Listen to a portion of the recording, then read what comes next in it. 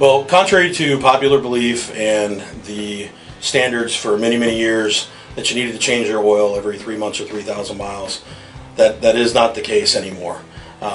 Most vehicles now have some sort of maintenance system set up in the car based off the car's computer that lets you know when services are due.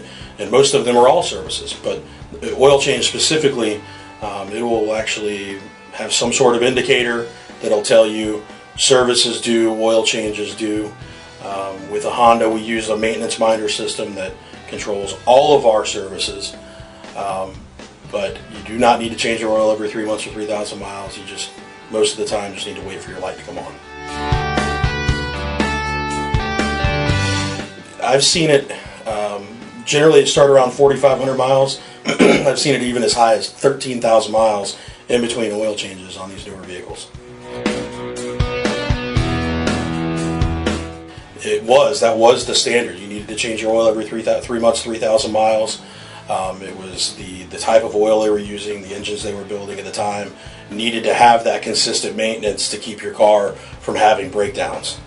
But like I said, the oil and the engines that are being built now are able to sustain a longer period of time without having engine breakdowns. Saves you a bunch of time and money.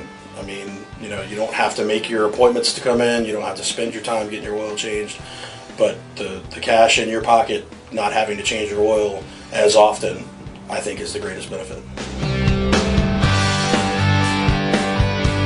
The biggest thing there, especially if you're in more of like a climate controlled environment, if the car is in a garage, stuff like that, it's really not necessarily always a big deal if the car hasn't been driven very much.